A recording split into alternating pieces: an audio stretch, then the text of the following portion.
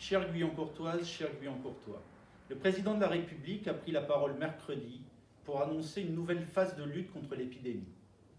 Pour nous, les règles de confinement changent peu, puisque ce qui existait depuis 10 jours sera étendu à l'ensemble du territoire métropolitain. La principale mesure concerne l'évolution du calendrier scolaire dans les 3 semaines à venir.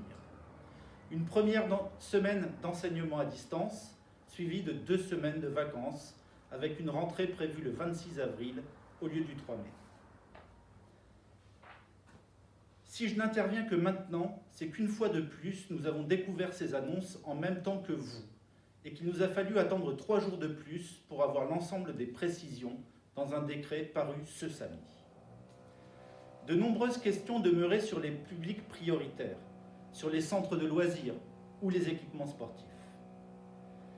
Durant cette semaine d'enseignement à distance, nous accueillerons les enfants des Guyancourtois exerçant des métiers prioritaires. Personnel soignant, personnel mobilisé dans les centres de vaccination, personnel de sécurité, enseignants, personnel du secteur médico-social.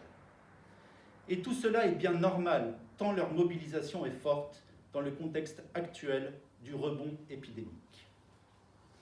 Après quelques tergiversations habituelles du ministre de l'Éducation nationale, nous savons désormais que les règles de confinement s'appliquent aux accueils de loisirs.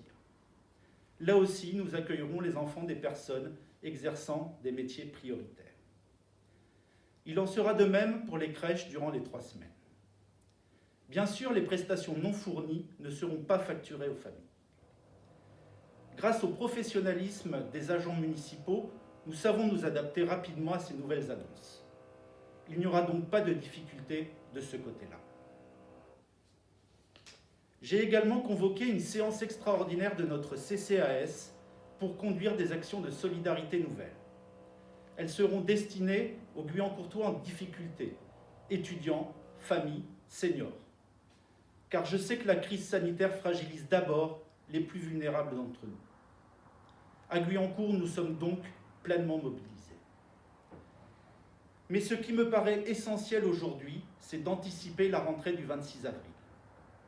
Pour pouvoir accueillir sereinement vos enfants dans les structures éducatives, il est indispensable que les personnels en charge de l'éducation des enfants, de la crèche au lycée, puissent bénéficier d'une priorisation pour la vaccination.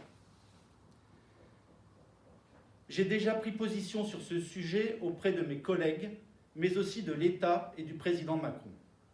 C'est la seule porte de sortie de cette crise sanitaire. Notre centre de vaccination au Vélodrome fait figure d'exemple, tant au niveau départemental qu'au niveau national. Je sais qu'il serait en mesure d'atteindre ce nouvel objectif. Grâce à la mobilisation des soignants, des agents de Saint-Quentin-en-Yvelines, mais aussi ceux des communes, qui assurent l'accueil, le transport et la vaccination en elle-même, nous pouvons réussir ce défi pour assurer à tous la plus sereine des rentrées. Je vous tiendrai informé de nos discussions. Soyez assurés de tout mon engagement et de celui de mon équipe à vos côtés.